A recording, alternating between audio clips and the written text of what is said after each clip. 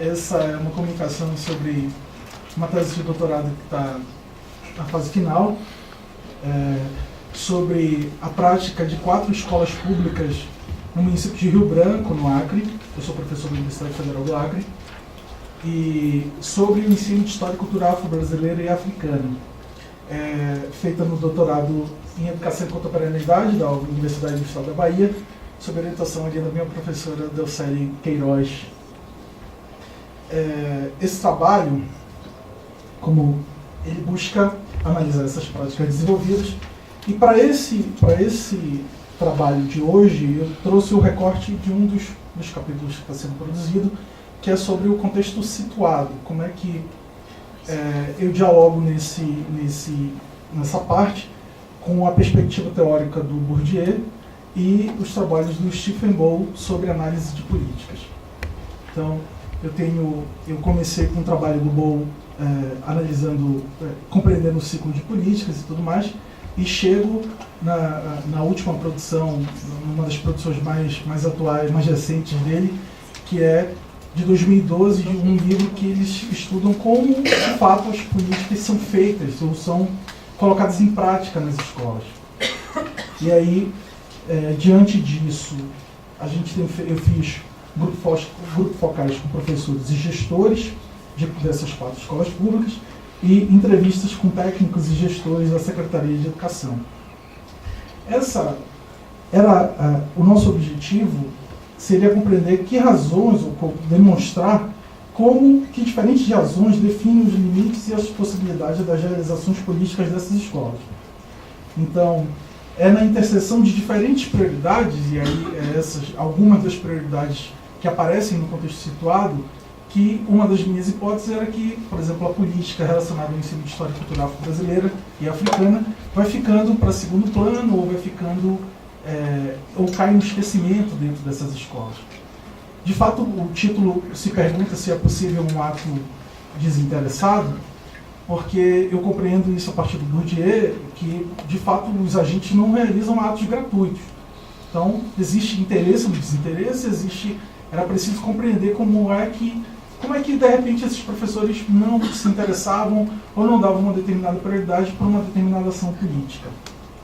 E aí, com os trabalhos do Bow, foram interessantes para compreender que a recepção dessas políticas, a recepção dessas práticas, não pode cair numa simples análise se ela sofre um processo de resistência frontal por parte desses professores, ou se esses professores simplesmente se submetem à ação dessas políticas. Então, caminhando um pouco nessas duas vertentes que eu tenho discutido. Esse último trabalho que eu comentei com vocês, o Bow e os demais propõem 4 contextos, que aí é o situado, o profissional, o material e o externo, para entender no caso do trabalho deles, são 4 políticas que eles analisam nas escolas inglesas. E aí, mas o que eu achei mais interessante é que, de fato, esses contextos, e aí eles explicam que esses contextos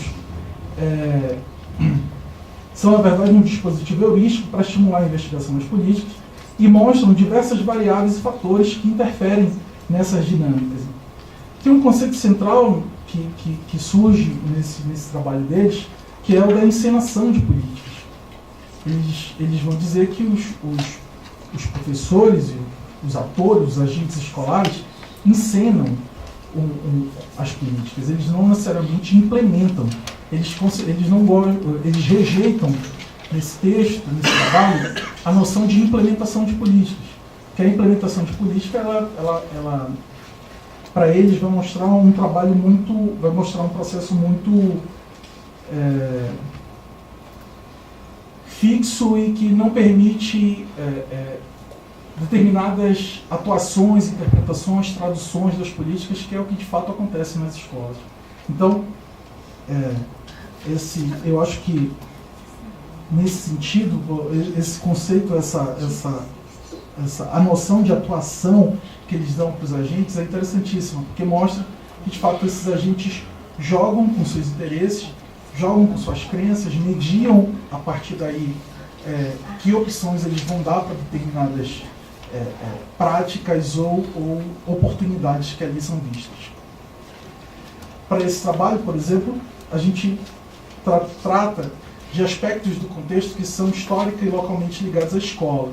E aí, esses agentes basicamente falaram da imagem dessas escolas, da identidade delas, da história e da relação com o seu público, basicamente. E aí, essa relação com o público, então, foi extremamente, tem sido extremamente interessante de analisar.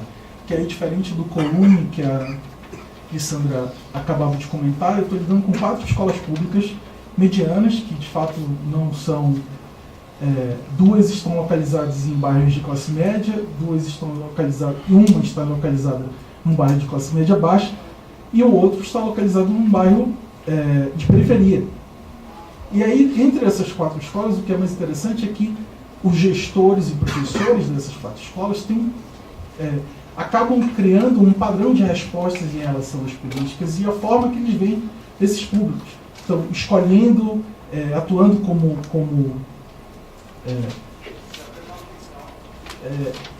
discutindo sobre, por exemplo, dados como relativo aos públicos, indicam a faixa de renda, a pressão feita pelos pais para se moldar o currículo escolar, adequado às demandas e necessidades, além de oferecerem, através dos estereótipos produzidos pelos professores e gestores, indicações sobre as categorias de juízo que esses agentes utilizam para classificar as pessoas, e aí, no caso, são os seus alunos, e ver o mundo social. Nesse sentido, o texto do Bourdieu sobre as categorias do juízo professoral tem sido extremamente importante para ajudar nesse sentido, que aí os alunos são objeto de análise em vários momentos na fala deles. E, de fato, fica claro as percepções de classe que eles têm em relação a esses alunos, o potencial, os limites que oferecem a leitura desse público. Então por exemplo, ali, essas dimensões do contexto são fundamentais para a compreensão de como essas políticas são colocadas em ação nas escolas. E aí, nesse caso, para mim tem sido extremamente importante, porque eu chego a diferentes respostas do porquê, das dificuldades da implementação, por exemplo, do ensino de história cultural brasileira e africana nessas escolas.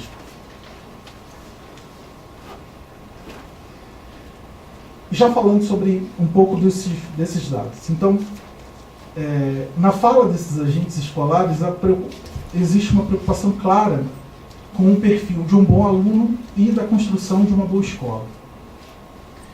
Também é muito evidente a relação com as avaliações externas e a preocupação com o desempenho desses alunos e os resultados que essas escolas podem ter. Uma dessas escolas, por exemplo, é a escola melhor ranqueada no estado do Acre, tanto no SEAP, que é o sistema local, quanto nas avaliações nacionais. Então, nessa escola, por exemplo, essa relação é extremamente forte, muito evidente nas preocupações dos gestores.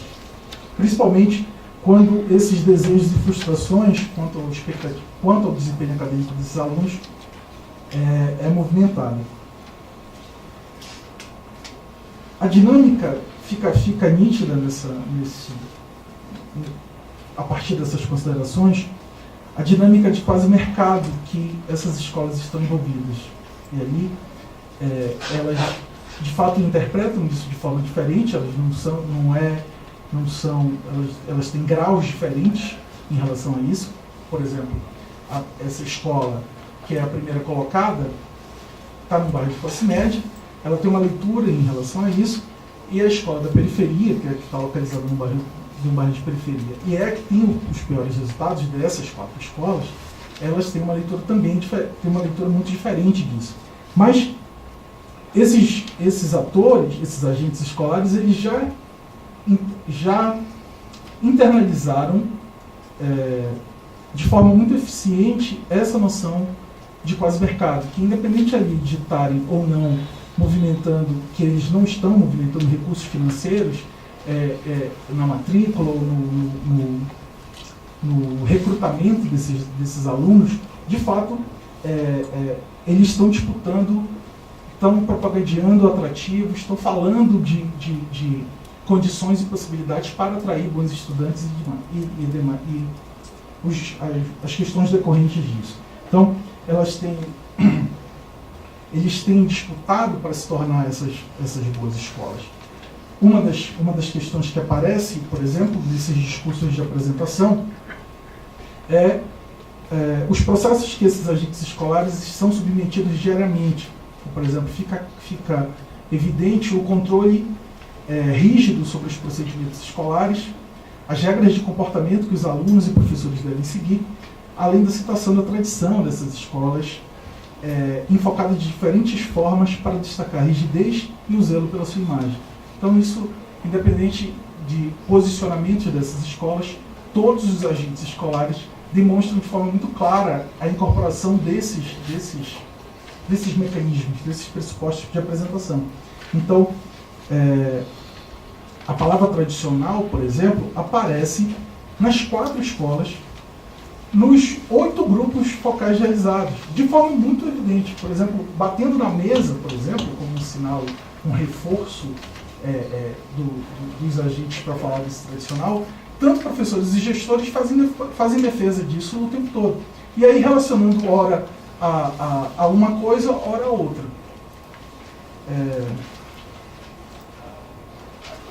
Essa identidade, por exemplo, ela vai aparecer como reencontrar o caminho do sucesso, recuperar uma boa referência de uma escola que, por exemplo, já foi premiada, faz com que nossa identidade seja estabelecida com base na cobrança.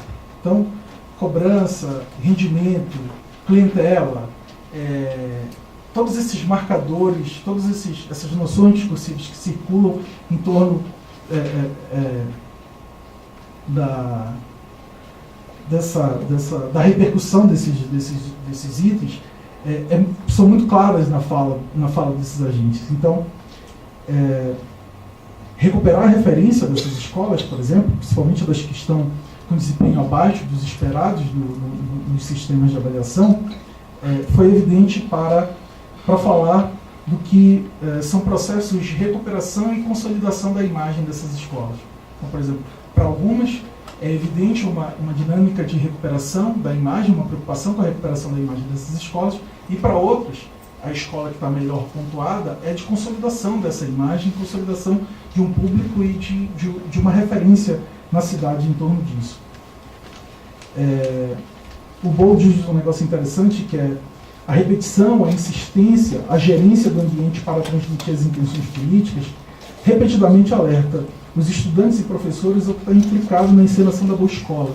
Isso, então, é muito claro para esses agentes. Então, a repetição dessas determinadas questões. Essa defesa de imagem vai levar, por exemplo, ao excessivo rigor com as normas de comportamento. Então, essas normas de comportamento vão variar de escola a escola, mas elas são extremamente, na escola A, por exemplo, que está melhor colocada, é evidente no grupo dos gestores o quanto que a preocupação com o comportamento, com o rigor institucional, a venda, a propaganda em torno de uma escola que tem controle sobre seus alunos, rigidez sobre a prática e sobre o comportamento deles é muito forte. E aí, nesses pontos, começa a aparecer a preocupação que eles têm com os alunos das classes mais baixas. Então, os gestores, por exemplo, em alguns casos, vão citar que, independente das condições sociais desses alunos, eles têm que se adequar à norma da escola, à conduta e a esse comportamento esperado deles. Então, a preocupação com a reputação dessas escolas é muito forte.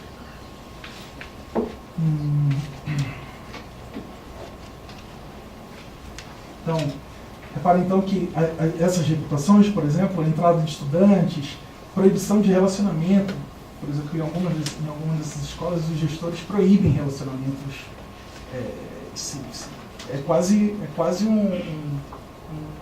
não sei, desculpa, eu não tenho a palavra para caracterizar isso, mas é de um rigor absurdo para proibir qualquer tipo de desvio à conduta que possa prejudicar a imagem de uma escola.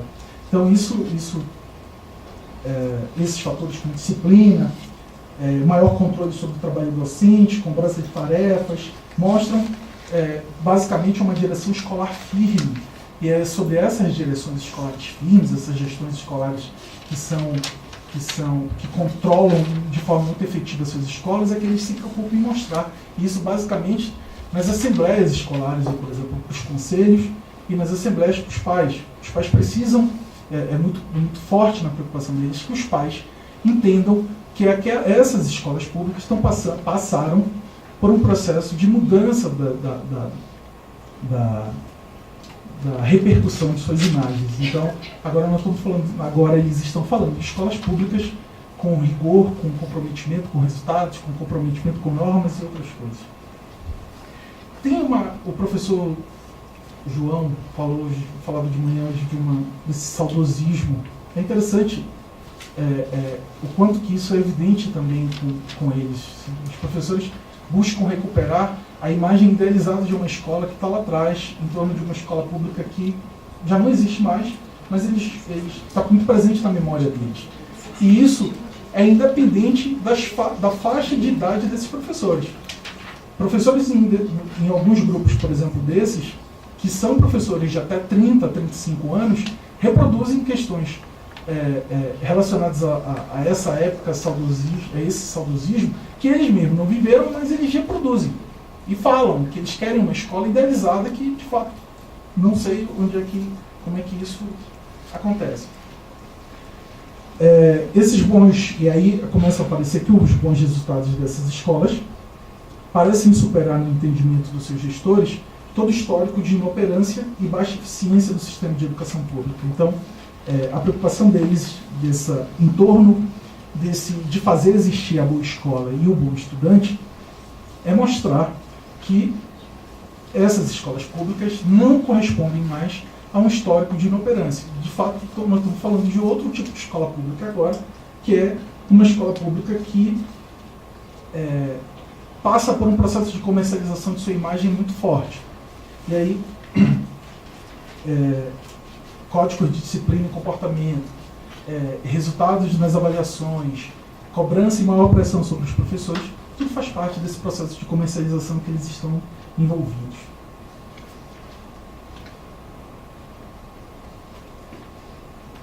O reforço, e aí feito em diferentes momentos a este público ideal, deixa claro também um dilema ético que esses gestores estão submetidos. Eles falam de um público ideal, de fato, muito distante, em alguns casos, do próprio público que está ali diante deles nessas escolas. Então, a noção e a incorporação da lógica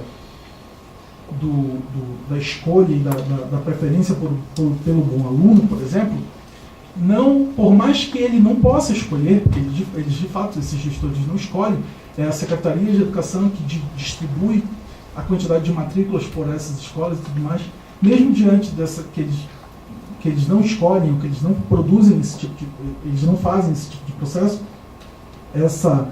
fica muito claro na fala deles que eles gostariam de fazer isso e que eles gostariam de limitar ali a entrada de péssimos estudantes ou de estudantes que de repente pudessem comprometer a imagem dessas escolas. Então, é aí que esses, por exemplo, estudantes nas escolas estudantes que recebem estudantes que vêm de outras escolas, por exemplo, passam por um processo muito mais severo de comprometimento com as normas e rigores dessas escolas. E isso eles fazem questão de deixar claro, de dizer que esses alunos precisam se adequar às normas das escolas e se eles pudessem escolher, eles não gostariam, de fato, que aqueles alunos estivessem ali. Tem um caso, por exemplo, de uma dessas escolas que os gestores dizem assim mesmo: a secretaria precisou desmembrar algumas escolas por conta da reforma de uma delas, que ficava na zona rural da cidade, e por conta da posição e do bairro que a escola estava, foi ela que recebeu a maioria desses alunos. E eu estava na escola, colhendo os dados e tudo mais, justamente num período posterior a esse movimento. E a gestora dizia de forma muito clara que, se ela pudesse escolher, ela não queria aqueles alunos da zona rural ali, porque segundo ela, era uma equação muito simples. Baixo desempenho escolar, eram baixos resultados, queda no IDEB, e ela, assim, de forma muito tranquila e clara, ela dizia qual era o interesse que estava ali. Que era isso, quer dizer, esse estereótipo deles em relação aos alunos, e aí vai basicamente relacionar o bairro de procedência, a classe social e o apoio dos pais. Então, esses critérios que eles foram utilizando, apesar de eu não trazer, que senão ia ficar carregado de muitos slides sobre a fala deles, quer dizer, mostram um conjunto de critérios difusos que misturam essas considerações sobre origem, história e perspectiva da escola e outros. E aí o julgamento professoral vai se fazendo sobre todo, mesmo que jamais explicitado, padronizado ou sistematizado. Então, quer dizer, eles não param para se questionar em relação, de fato, ao que eles estavam falando, por mais que eu problematizasse. A professora Mariane, de manhã, falou, um dos aspectos dessa fala era que os professores não compreendem os mecanismos do sistema de avaliação, né, professor? Eu questiono isso também para esses agentes. E eles também não compreendem, mas eles sabem jogar com ele. E aí é que entra o senso prático da coisa. Eles sabem onde está o potencial de investimento, onde eles têm que ir, como eles têm que jogar, quem eles têm que afastar e tudo mais. Então, é uma lógica muito, esse senso prático do jogo, por mais que eles não compreendam nada, mas a partir do momento que chegou lá o descritor e ele sabe qual é a média, ele sabe o que precisa operar, e aí, a partir daí, vem as considerações sobre classe, origem e tudo mais desses alunos. Quer dizer, a dispersão, o pouco interesse, vai mostrando que uma coisa que está ali, por exemplo, é difícil tirar desses alunos. Imagine, a preocupação, dizer isso sobre esses alunos, mostra claramente que eles relativizam todo o peso das desigualdades sociais desses alunos que estão ali diante deles. Então, de forma, às vezes, muito explícita, mas aí, na maioria delas, de forma implícita, eles vão jogando com esse sistema de classificação que vai dizendo quais são os potenciais e quais são os limites que essa escola tem. Então, vou passar isso aqui só. O Boal, por exemplo, vai falar que a produção desse bom estudante é premeditada na crença que se os estudantes têm alta expectativa acadêmica de si mesmo, eles podem realizá-los com sucesso. Se o estudante é motivado, acredita nele e se comporta bem, o êxito parece assegurado. O senhor falava de manhã de pedagogia do afeto e da